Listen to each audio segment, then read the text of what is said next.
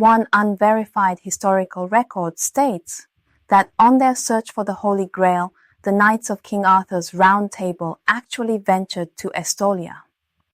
Those writings speak of long, meaningful conversations between Kithaeros and the one referred to merely as the spiritual leader. In trying to verify the information available, I came upon a passage in the personal diary of one of the temple artisans. I spoke at length with Litharos and found his stories nearly as fanciful as the tales of Zacharias.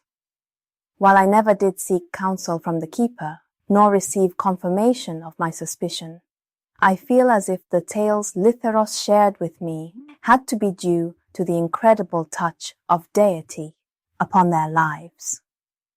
Is it possible that those of the Northern Isles are blessed to live and thrive under their own deity's aegis?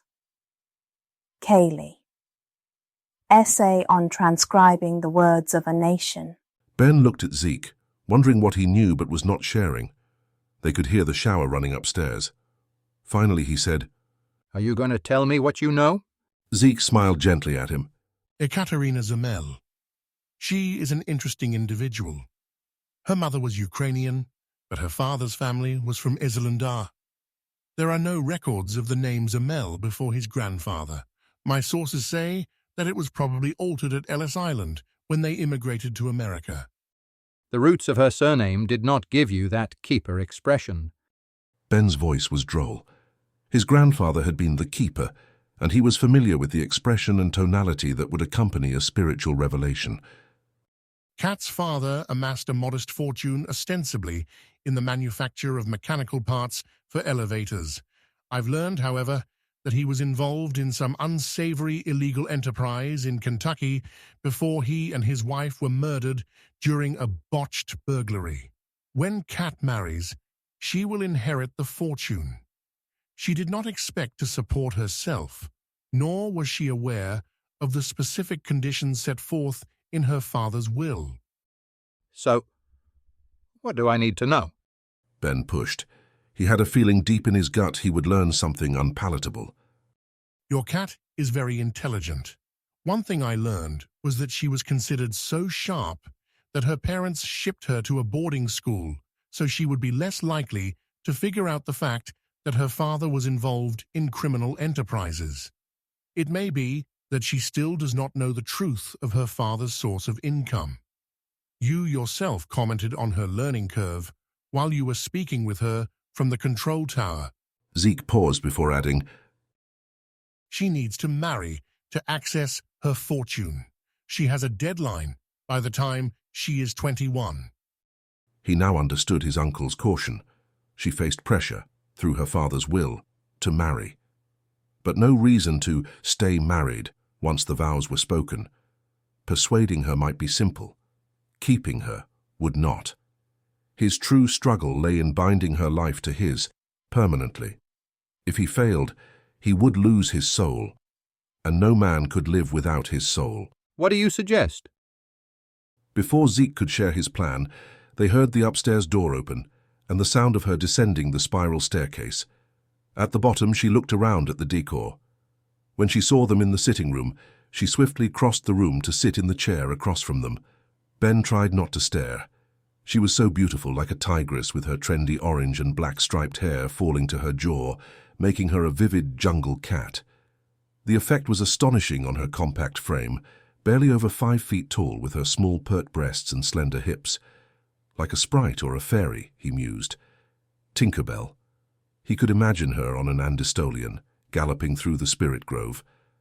An uncomfortable tightening of his pants brought his attention back to the present. He focused on his cousin, willing his flesh to subside. Zeke, perhaps sensing Ben's need to compose himself, asked her, Are you feeling recovered from your ordeal? Thank you, I truly am. I know I made everything harder, first the rescue, then passing out like that. Nonsense, Zeke said. It was an extraordinary event, and it was nice to see that my faith in Harmon and Ben was not misplaced. He smiled again at her. What I wish to discuss with you is the nature of the information circulating about you. Given my international connections, I took the liberty of gathering as much information as I could. As a wise friend of mine often says, information is power. She looked at him warily, her attention switching to Ben before returning to Zeke. And She prompted him. My sources indicate you must marry before turning 21 or forfeit your inheritance. They also reveal you have taken no steps toward marriage since learning the will's terms. What remains unclear is whether you are intentionally relinquishing your inheritance, or if you are unsure how to meet the stipulations. Her eyes were troubled. She frowned and glanced at Ben before looking again at Zeke. Then she looked down at her hands and began to explain. Mandy and Walter were going to get married. Walter knew about my problem, and he was going to find me someone to marry so I could meet the terms of my father's will. A paper marriage only? Zeke asked, his tone measured. That was what I thought they meant. Walter mentioned during the flight that it would be easier if I was willing to make it a real marriage. The longer we were flying, the more worried I got. She paused, chewing on her lip and glancing at Ben and Zeke before looking down at her tiger-striped nails that matched her exotic hair color. I think he was losing it long before I realized. He started telling me about the plans he had. The partner who was going to marry me and use my money for some lucrative deal. The way I was irrelevant to the plans both men had. Then his words grew chaotic just before he died. You are only interested in a paper marriage? Zeke pushed her. Ben felt as if the entire conversation was sandpaper abrading his nerves. She sat back and sighed. I don't know what I want. Mandy isn't going to help me, and Walter is dead. I'm stuck here in Estolia unless I get the consulate to cover my journey home. Kat's words slammed into Ben's reserve. For a moment he struggled to maintain his neutral expression before the warmth of peace washed over his body.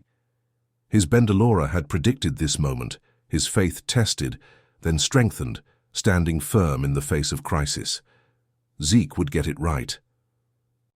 Here in Estolia, we do not believe in temporary marriages. There is no divorce, no separation. Zeke turned to look at Ben and added, Benzarik is willing to marry you, but not if you expect it to be temporary. She glanced at him, her face flooding with red heat. Embarrassed to be presented with him as her potential mate, he diagnosed. I don't understand you, she said. It doesn't make sense. In Estolia, men marry when they turn 30. Benzarik will be 30 tomorrow. He is willing to marry you. Her eyes lifted to his and locked onto them, studying the aqua depths. The color came and went in her cheeks. After a minute, she pressed her lips together and lifted her chin. She looked stubborn, resolute, poised to reject him. Her eyes narrowed, and her tone was dry as she asked, For my money?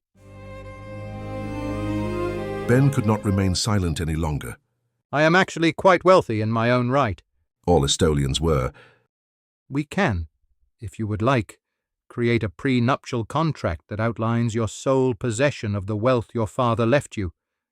It will be a binding contract in and out of Estolia. The stubbornness melted away, and she suddenly looked like a young, insecure woman. Why then? Caution steadied him. She was not ready for the full truth, not yet. He needed to give her something she could believe. Our faith is unique, he said carefully, glancing toward his cousin for affirmation. Estolian men must marry at 30 if a man makes no choice, the religious leader. He inclined his head toward Zeke. Selects one for him, Zeke added, his tone even. What he means, my dear, is that he has refused the Estolian woman I would have chosen for him. If he marries you, he will not be bound to the match I would otherwise arrange. That made her frown. All marriages are arranged? No, Ben answered.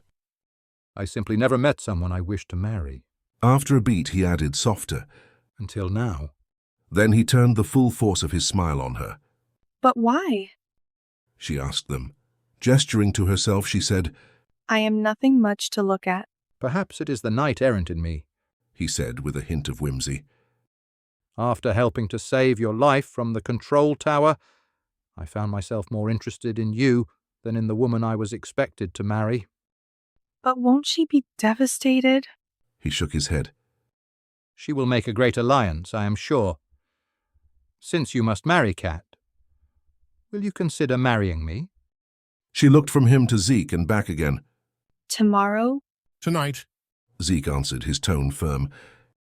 our marriage customs are quite different from those of other nations.